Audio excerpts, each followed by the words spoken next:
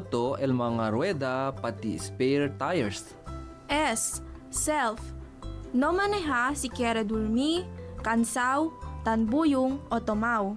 Principia ara, blow bagets. Pirmi checkya ko ng brake, lights, oil, water, battery, air, gas, engine, tire, e-self. Tiene presente, responsibilidad di aton el seguridad na camino. Este aviso talyaba con ustedes el 1116 DXAS Radio Comunidad.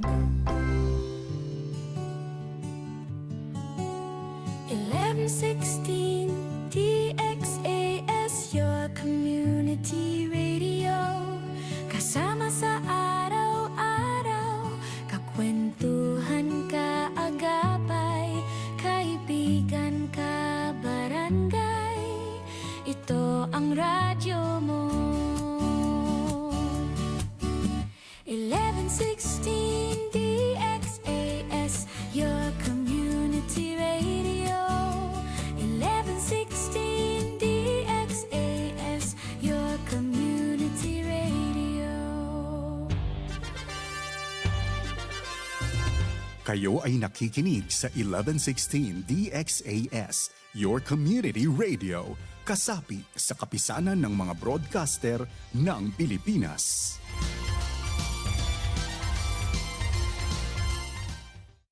Ang tamang oras, ganap ng 6:00 ng umaga sa buong Pilipinas. May harding mapananalanginan, doon si Jesus naghihintay. O kay inam ng panalangin ang hardin, doon kay gandang manalangin. Tayong natulog sa luklukan ng Diyos sa hardin ng pananalangin. Mapagpalang araw pong muli sa lahat ng ating mga minamahal na kaibigan at ating mga tagapakinig. Kayo po ay patuloy na sumusubaybay dito sa ating programang Hardin ng Panalangin. Ako pong muli ang inyong kaibigang hardinero, Pastor Eman Aquino, na nagsasabing, every gising is a blessing.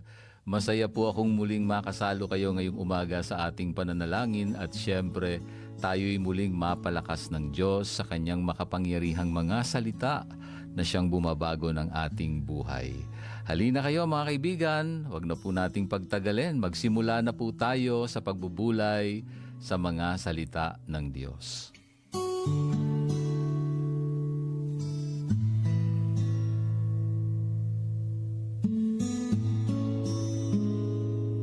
Samahan niyo po akong muling pagbulay-bulayan ang bahagi ng Exodus, Kapitulo 2, talatang 1 hanggang 10. Aklat ng Exodus, Kapitulo 2, talatang 1 hanggang 10. Ganito po ang ating mababasa. May mag-asawang buhat sa lipi ni Levi na nagkaanak ng isang lalaki. Napakaganda ng bata, kaya 3 buwan itong itinago ng ina. Nang hindi na siya maaaring itago pa, kumuha ang kanyang ina ng isang basket na yari sa tangkay ng tambo at pinahiran ng alkitran upang hindi pasukin ng tubig. Pagkatapos, inilagay niya rito ang sanggol at inilagay sa talahiban sa may pampang ng ilog. Ang kapatid na babae naman ng sanggol ay tumayo sa di kalayuan upang tingnan kung ano ang mangyayari. Maliligo noon sa ilog ang anak na babae ng Faraon. Natanaw niya ang basket, kaya't ito'y ipinakuha niya sa isa sa kanyang mga katulong na naglalakad-lakad naman sa tabing ilog. Nang maiabot sa kanya ang basket, inalis niya ang takip nito at nakita ang batang umiiyak. Naawa siya at kanyang nasabi, ito'y anak ng isang Hebrea. Ang kapatid naman ng bata ay lumapit sa prinsesa at kanyang sinabi, "Kung gusto po ninyo, ihahanap ko kayo ng isang Hebreyang mag-aalaga sa sanggol na iyan." "Sige, ihanap mo ako," sagot ng prinsesa. Umalis ang batang babae at tinawag ang mismong ina ng bata. Nang dumating ito, sinabi ng prinsesa, "Alagaan mo ang sanggol na ito at uupahan kita." Kinuha ng ina ang sanggol at inalagaan. Nang malaki na ang bata, dinala siya ng kanyang ina sa prinsesa at siya'y itinuring na anak nito. Sinabi niya, "Iniahon ko siya sa tubig, kaya Moises ang ipapangalan ko sa kanya."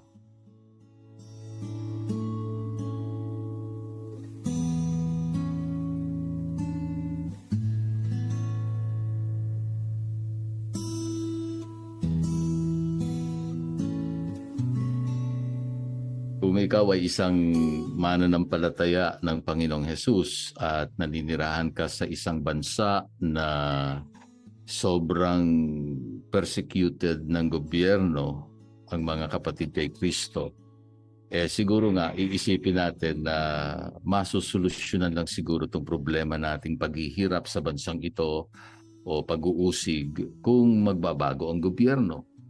Siguro kung merong superpower na bansa na tutulong sa atin. Yun yung iniisip ng marami.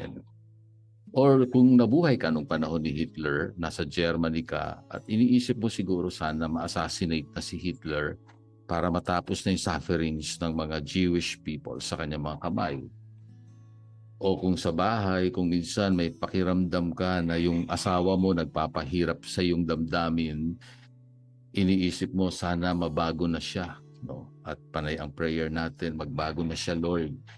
Or kung hindi man magbago, ay kunin mo na siya, Lord. Diba? Siguro iniisip natin magiging okay ka na kapag wala na siya. O kung may mga financial problems tayo, iniisip natin kung magiging okay lang sana ang ekonomiya ng ating bansa o magkakaroon ng magandang kalagayan ng ating negosyo o ating kumpanya, tataas ang sahod. Kung magkakaroon ng bagong trabaho ang asawa mo, iniisip mo, siguro magiging okay na ang aking financial status. O kung dun sa mga Israelita nung panahong ito, iniisip nila, sana mamatay na yung hari ng Ehipto, sa ganitong paraan hihinto na rin yung paghihirap nating mga Israelita. Well, tingnan natin doon sa bandang dulo, sabi ko nga sa verse 23, ng chapter 2, sabi po dito, pagkalipas ng maraming taon, ibig sabihin maraming taon ng paghihirap, namatay ang hari ng Ehipto. Pero patuloy pa rin ang paghihirap ng mga Israelita sa kanilang pagkaalipin. Hindi pala ang kamatayan ng hari ang solusyon o pagbabago ng gobyerno o kaya naman ay yung asawa, magbago o kaya ay umangat ang kabuhayan.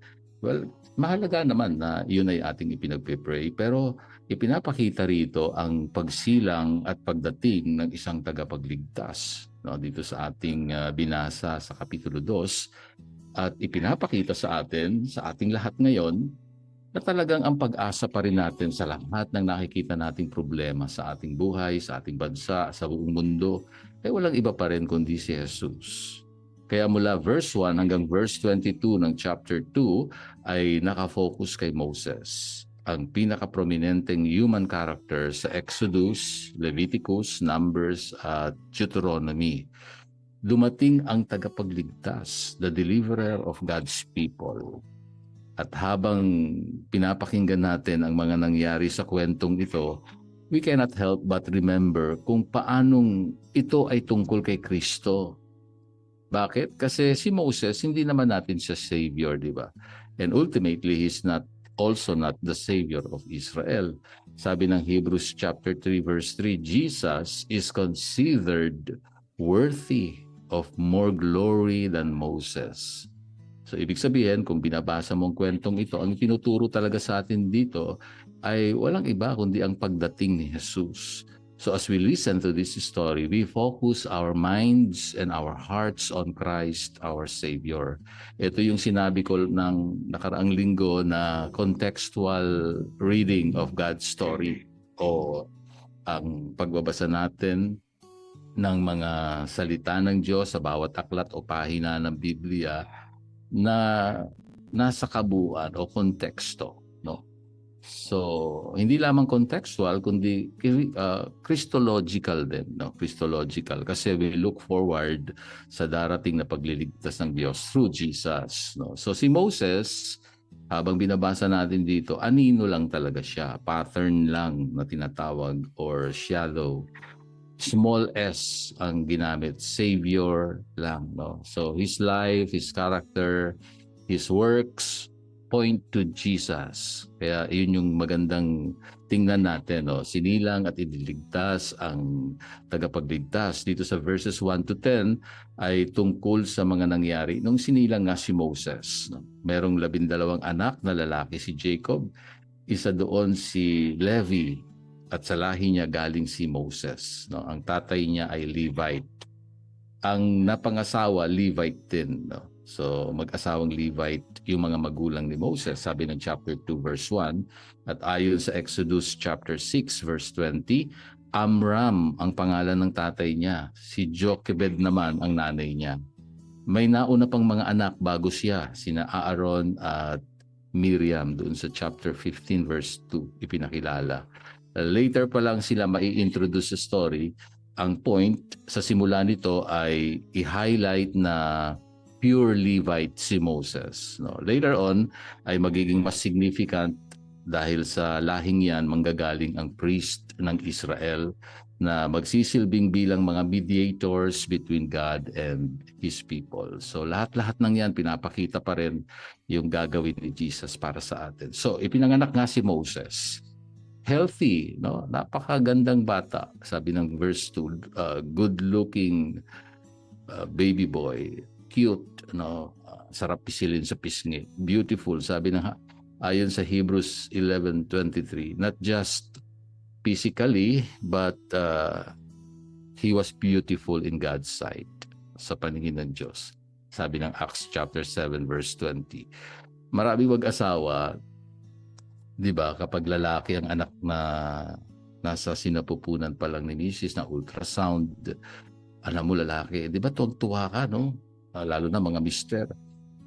Kaso dahil sa utos ng hari na itapon sa ilog ang mga bagong silang na lalaki, syempre may halong takot yan at pangamba yung nararamdamang kasiyahan siguro o tuwa ng mga magulang ni Moses kung ako man ang nasa kalagayan nila, di ba? Kaya tinago muna siya ng 3 months kung mapapansin nyo rito, no? Itinago siya ng nanay niya, 3 months. Pero dahil hindi mo naman maitatago yan ng matagal, una, paano mo yan pipigilan na umiiyak, di ba? Sino ang makakarinig na kapitbahay o sino man, no? Kaya hindi pwede. Ang ginawa ng nanay niya ay inilagay siya sa isang basket na gawa sa halaman na papyrus at pinahiran ng alkitran para hindi pasukin ng tubig. Tapos ay iniwanan sa isang talahiban sa may gilid ng Nile River. Sabi ng, itinuloy yan sa chapter 3 verse 3. Hindi natin alam talaga eksakto kung anong nasa isip ng nanay, bakit niya to ginawa. But definitely, merong takot na baka kuhanin ng mga Egyptians at itapon sa ilog, no, yung bata. Sa ginawa niya siguro ay may pagbabakasakali na merong may mas o magmagandang loob na kuhanin nga at iligtas yung kanyang anak. Maybe, no? Maring ganun ang takbo ng isip ng nanay. Basta ipinaubaya na niya sa Diyos ang anak niya nung ginawa niya ito. Iniisip niya ay meron namang Diyos na may hawak ng buhay ng kanyang anak. No, napakahirap kaya nun yung puso ng isang ina o ng isang nanay na gagawin niya ang lahat para hindi mapahamak yung kanyang anak. Grabe yun, no? At talagang ganun yung nanay, no? Dapat ganun gayong mga nanay, ganun sana ang inyong mga puso. Pero yung mga Israelita na babasa o makikinig sa kwentong ito ay maririnig nila yung salitang basket. No? Alam nyo, mahalaga yung salitang basket kung saan nilagay si Moses. Kasi maririnig nila yung kanilang Hebreyong salita dito ay teba. No, teba. Na siya ding ginamit sa Noah's Ark. Sa Genesis chapter 6 verse 14, yung ark ay teba. Kaya medyo mabigat ang dating niya sa mga Israelita. Kasi alam nila yon, teba. Na yung batang ito, sa halip na malunod sa ilog at mamatay, ay nakasakay sa isang ark at iniligtas ng Diyos mula sa kamatayan. So hindi lang isang sanggol ang inililigtas, kundi buong bayang Israel. At hindi lang Israel, kundi buong mundo. Yung plano sana ng Faraon, tulad din ng plano ni Satanas na tinatawag na murderer from the beginning, ay salungat o kontra sa plano ng Diyos. Ang iligtas ang mga kabilang sa kanya mula sa kamatayan. Now, tingnan natin, ito namang kapatid ni Moses, si Miriam, ay nakatanaw sa malayo at tinitingnan ko ano mga susunod na mangyayari. Ito namang anak na babae ng Parao ay bumaba sa ilog para maligo. Kasama yung mga female servants niya, sabi ng verse 5. Dito pa talaga sa ilog maliligo. Bakit di na lang doon sa bathtub sa palasyo nila? Napakayaman nito. Well, maybe sacred yung tingin nila sa ilog. Iba yung experience. Talagang naruroon yung paniniwala nila na may naninirahang Diyos-Diyosan nila doon. At, or baka trip lang nga nila na mag-outing. Well, ano pa man ang dahilan, definitely, ito yung lesson na gusto kong iwanan sa inyo. God's providence is at work here. God's providence. Walang aksidente o nagkataon lang. Nakita niya yung basket sa talahiban na curious kung ano yun at tinutusan yung alalay niya na kunin. At nung nangyari na nga, pagbukas niya ng basket ay nagulat siya, may baby umiiyak. Sa physical feature pa lang ng bata, alam niyang anak ito ng Israelita at anong dapat nilang gawin. Diba? Sabi ng hari, itapon sa ilog para malunod. Pero pusong nanay ang nangibabaw sa anak ng hari o sa prinsesa at naawa siya sa baby. At kahit mga unbelievers, may konsensya pa rin, diba? Pagamat marami nga ngayong mga nanay na pinapatay ang sarili nilang anak sa pamamagitan ng abortion. Yung iba naman, pinanganak nga pero pinabayaan naman sa paglaki. Nakakalungkot yung mga pangyayaring gano'n sa buhay. Pero isang bagay ang malinaw, God's providence is at work. Sa lahat ng sitwasyon ng iyong buhay, anuman ang malulungkot na pangyayari, tandaan mo, merong Diyos na kumukontrol ng lahat ng nangyari sa buhay mo. Mahal ka ng Panginoon at nais niya na sa bandang huli makilala mo ang isinilang na tagapagligtas na mag-aayos ng iyong buhay. Walang iba kundi si Jesus. Ako pong muli ang inyong hardinerong nagpapaalala, Pastor Eman Aquino. Pinagpala na po ng Diyos, mga salita niyang tinanggap po natin.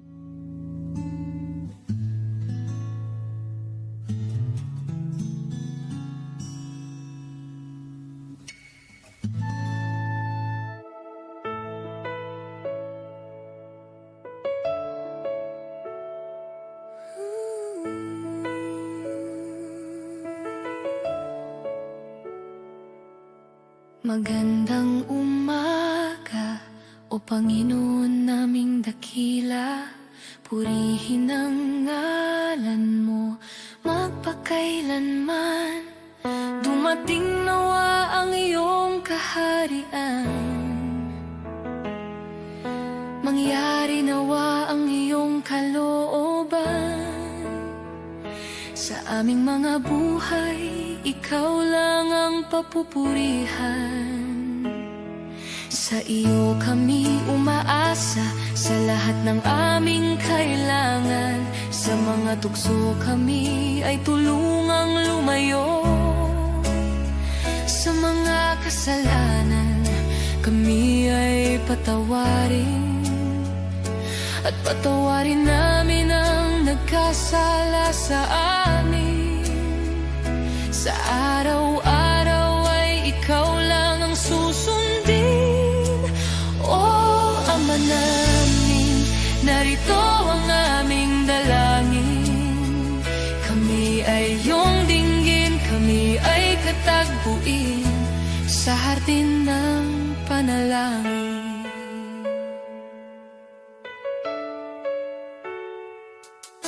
Ikaw ang aming pag-asa sa bawat problema at kabigatan. Ayon sa iyong mabuting plano at kalooban, makakaasa kami ng kasagutan at bibigyan ng kalakasan at kagalakan. O Ama na namin, narito ang aming dalangin. Kami ay iyong dinggin, kami ay katagpuin sa hardin ng panalangin. O Ama na namin, narito ang aming dalangin. Kami ay iyong dinggin, kami ay katagpuin sa hardin ng panalangin.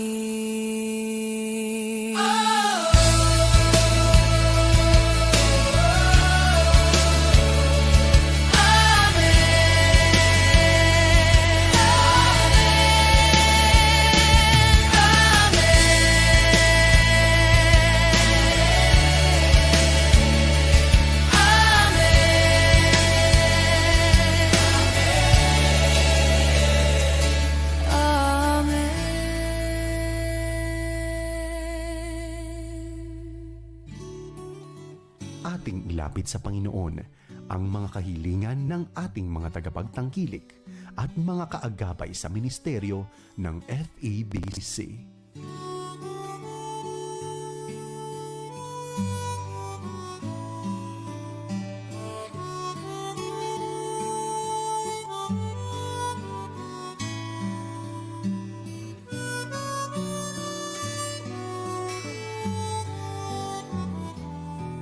Mapagpalang Ama na nasa langit, kami ay nagpapasalamat muli ngayong umaga. Kami binigyan mo ng lakas, buhay, hininga.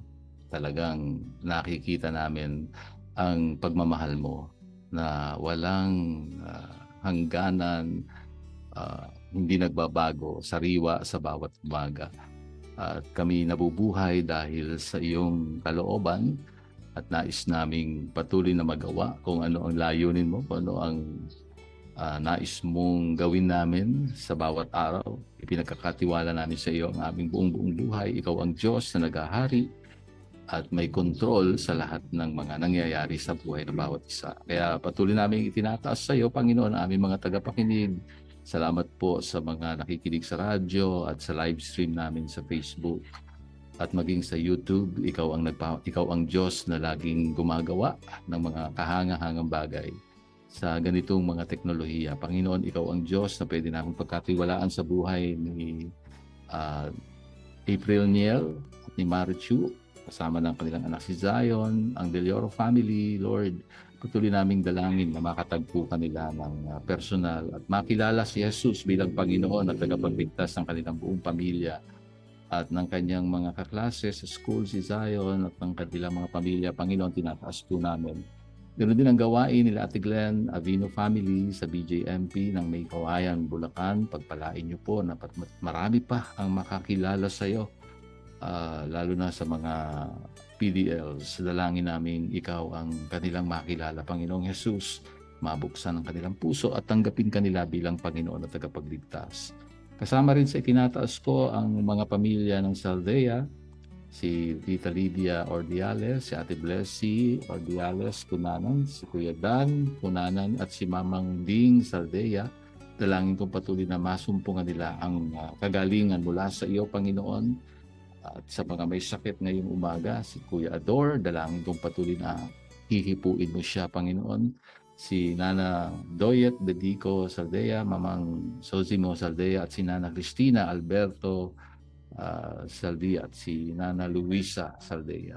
Panginoon, sa kanilang mga pamilya, ikaw ay kanilang kailangan at nawa ay masumpungan kanila sa mga oras na ito. Katagpuin niyo po sila at tuloy na ang kaligtasan ng buong sambahayan ay kanilang tanggapin. Salamat din po sa kagalingan, sa karamdaman, Lord, ng bawat nakikinig ngayon kay Ate Nora Nona Belen. Yan, tinataas po namin. Patuloy ang kanyang kalagayan. Kasama na rin si Ate Elsa Senon. Salamat po na ikaw ang kumikilos sa kanyang buhay, ang pananakit ng kanilang likod ng kanyang mister. Ikaw pa rin ang Diyos na pinagkakatiwalaan nila na pagpapagaling, magbibigay lakas at kalusugan sa kanila, pagpapala sa kanilang mga anak, si Lebzel, si Jensel, si Jenlex at si Lexi. Patuloy na pagpalain mo ang kanilang maliit na kabuhayan, ang pinansyal na aspeto ng kanilang buhay. Ikaw ang may kontrol ng lahat, Panginoon. Salamat po sa pangangalaga niyo po sa kanila. Maging sa Adriano family, kay Ate Baby, salamat Panginoon. Ikaw ang Diyos sa kanilang buhay. At sa Kalim family, kay Kuya Ed, patuloy na pagpapala mo yung kanilang tanggapin. Salamat din po sa Arieta family, kay Renzi, ikaw ang Diyos na patuloy naming pinagkakatiwalaan, at sa Aguila family, kay Ate Thea, salamat Lord sa kanyang buhay, pagpalain niyo po siya.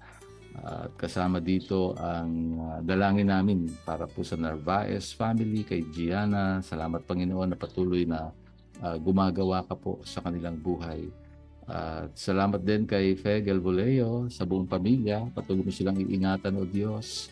Itinataas ko rin sa iyo si Beth Miranda, si Myrin Beltran kasama ng buong pamilya, at si Ate Gloria de la Cruz kasama ng kanyang mga anak, o Diyos. Ikaw ang Diyos sa kanilang buhay. Pagpapala mo kay Ate Feli at kay Kuya Boy at sa buong pamilyang Spiritu, ipinapanalangin po namin sa mga oras na ito, Panginoon. Ang biyaya mo ay tanggapin ng bawat isa, maluwalhati ka sa buhay ng aming mga tagapakinig at sa kanilang pamilya na inihaharap sa iyo ngayong umaga. Maraming pong salamat. Pagpapala ay tanggapin ng bawat isa para sa iyong kaluwalhatian. Sa ngalan ni Jesus, ito po ang aming dalangin. Amen.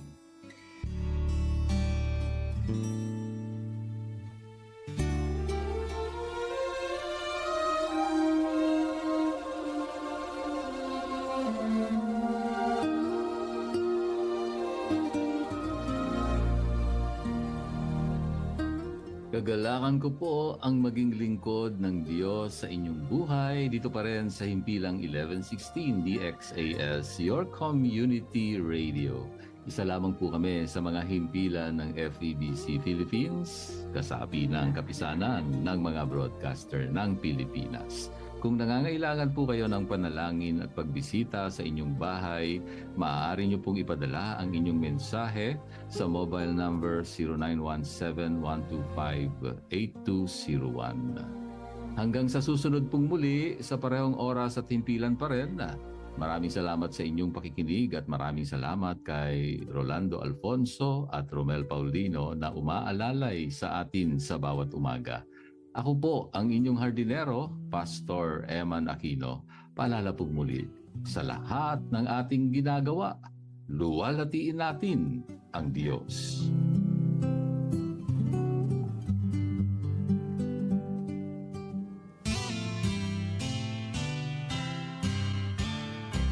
May harding mapananalanginan, doon si Jesus na